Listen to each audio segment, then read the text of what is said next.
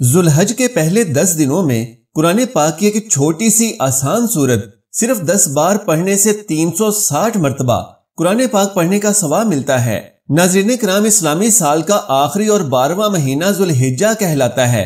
ذوالحجہ کا مہینہ بڑا اہم ہے۔ ذوالحجہ کے ابتدائی 10 دن جنہیں ایام العشر بھی کہا جاتا ہے، یہ بھی بڑی ہی فضیلت کے حامل ہیں اور اس ماہ مبارک میں کئی بڑی عبادتیں جمع ہو جاتی ہیں۔ مسلمان ان عبادات کو اپنی اپنی استطاعت کے مطابق بجا لاتے ہیں، محنتیں اور مشقتیں اٹھاتے ہیں۔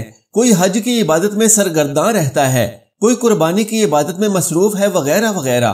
کون سی سورت ان 10 دنوں میں سب سے زیادہ پڑھنی چاہیے یہ بھی بتائیں گے، لیکن جان لیجیے کہ قرآن کریم کی سورہ فجر کی ابتدائی آیات میں اللہ سبحانہ و تعالی نے چند چیزوں کی قسم کھائی ہے۔ ان چیزوں میں سے ایک یہ ہے ولیال عشر، اور قسم ہے 10 راتوں کی۔ 10 راتوں کی قسم اٹھانے کا معنی یہ ہے کہ یہ بڑی اہم راتیں ہیں۔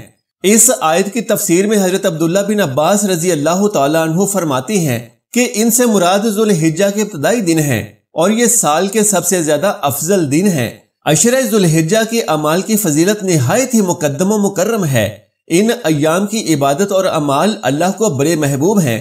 بطور خاص ان ایام میں انسان نیک اعمال کرتا ہے، جس عمل کی بھی توفیق ملے اس توفیق کو انسان غنیمت سمجھے، پیچھے نہ ہٹے۔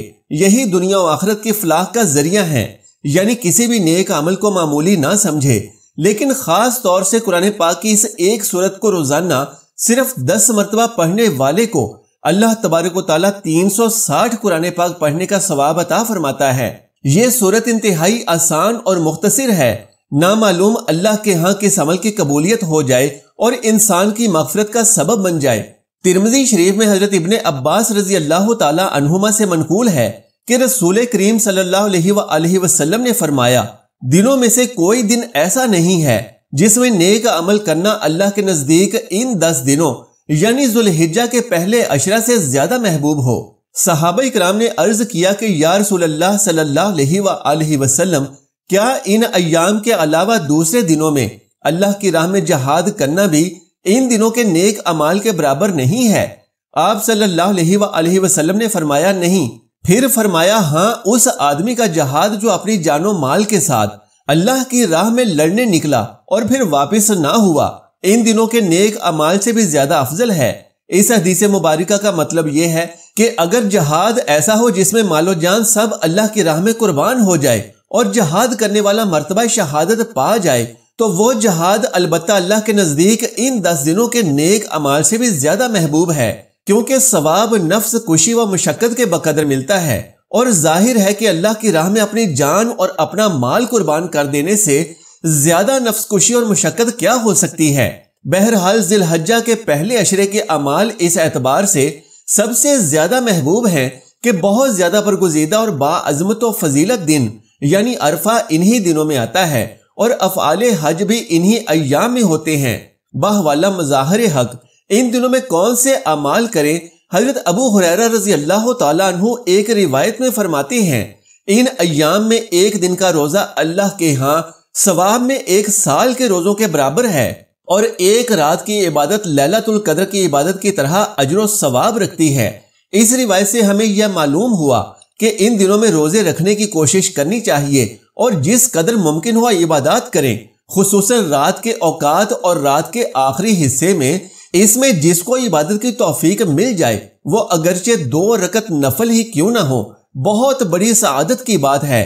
لہٰذا ہمیں چاہیے کہ ان ایام میں دن میں روزہ رکھیں اور رات میں جس قدر ممکن ہو عبادت سے اپنے آپ کو محروم نہ رکھیں۔ خود رسول کریم صلی اللہ علیہ وآلہ وسلم کے بارے میں ازواج مطہرات نقل فرماتی ہیں کہ آپ 9 دنوں کے روزے رکھتے تھے، پھر ان دنوں میں 9 تاریخ وہ یوم عرفہ کہلاتی ہے۔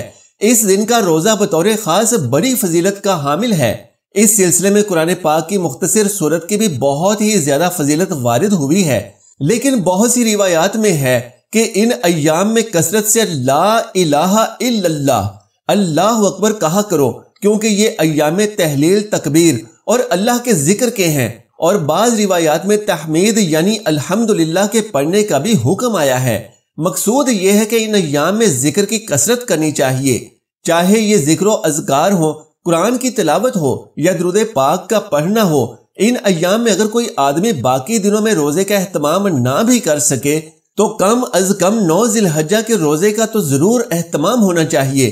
یعنی ہمارے ہاں کے حساب سے جس دن ذی الحجہ کی 9 تاریخ ہو، عید سے ایک دن پہلے اس دن روزہ ضرور رکھا جائے. اس ایک روزہ کی بھی مستقل فضیلت احادیث میں بیان کی گئی ہے.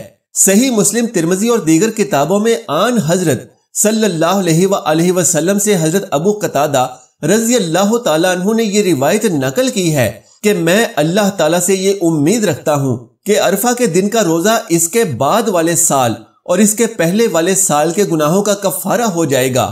یعنی ایک دن کا روزہ اتنا بابرکت ہے کہ 2 سالوں کے گناہ اس کی وجہ سے معاف کر دیے جائیں گے، اور یہ اللہ کی رحمت اور شان کریمی ہے.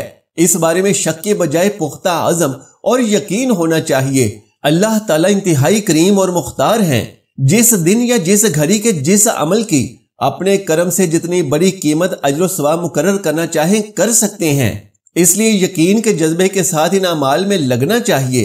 پیارے ناظرین، وہ بندہ کتنا خوش نصیب ہوگا جو ذوالحج کے پہلے 10 دنوں میں 360 قرآن پاک پڑھنے کا ثواب حاصل کر لے گا.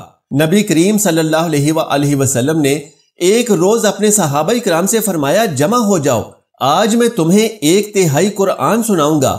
لوگ جمع ہو کر بیٹھ گئے. آپ اپنے گھر سے تشریف لائے اور سورہ اخلاص یعنی قل هو اللہ احد کی تلاوت فرمائی اور پھر گھر تشریف لے گئے. اب صحابہ میں باتیں ہونے لگی کہ وعدہ تو 1/3 قرآن سنانے کا تھا، شاید آسمان سے کوئی وحی آ گئی ہوگی.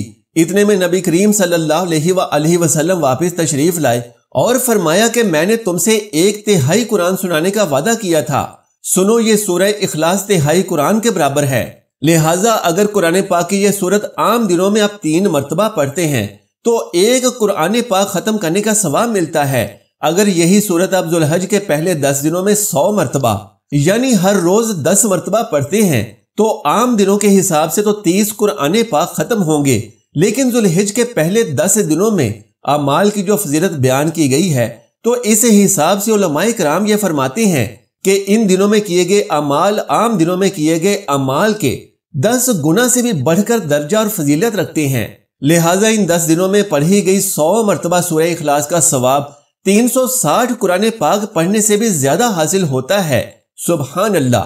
خلاصہ یہ ہے کہ عشرہ ذی الحجہ کے یہ 10 دن بڑے ہی مقدس، محترم اور عظمت والے ہیں. ان دنوں میں اعمال بطور خاص اللہ کے یہاں بڑے پسند کیے جاتے ہیں. لہٰذا ان ایام میں روزوں عبادات، نوافل، ذکر، تلاوت کا اہتمام کرنا چاہیے. نبی کریم صلی اللہ علیہ وآلہ وسلم کا ارشاد گرامی ہے، حج اور عمرہ کے لیے جانے والے اللہ کے خاص مہمان ہیں. وہ دعا کریں تو اللہ تعالیٰ ان کی دعا قبول فرماتا ہے اور مغفرت طلب کریں تو بخش دیتا ہے. روایت طبرانی. رسول اکرم صلی اللہ علیہ وآلہ وسلم کا ارشاد گرامی ہے، اللہ ہر روز اپنے حاجی بندوں کے لیے 120 رحمتیں نازل فرماتا ہے، جن میں 60 رحمتیں ان کے لیے ہوتی ہیں جو بیت اللہ کا طواف کرتے ہیں، 40 ان کے لیے جو وہاں نماز پڑھتے ہیں، اور 20 ان لوگوں کے لیے جو صرف کعبے کو دیکھتے ہیں. روایت سنن بہقی. اللہ رب العالمین سے دعا ہے کہ ان بابرکت دنوں کی برکت سے ہمارے ٹوٹے پھوٹے اعمال کو بڑھا چڑھا کر اپنی بارگاہ اقدس میں درجہ قبولیت عطا فرمائے اور ہم سب کا خاتمہ ایمان پر نصیب فرمائے. آمین یا رب العالمین. محترم ناظرین، درخواست ہے کہ آج کی اس معلوماتی ویڈیو کو لائک اور شیئر کر دیجئے اور میرے اسلامی و اصلاحی چینل کو سبسکرائب کر لیجئے. جزاک اللہ خیرن کثیرا. اللہ ہم سب کا حامی و ناصر ہو.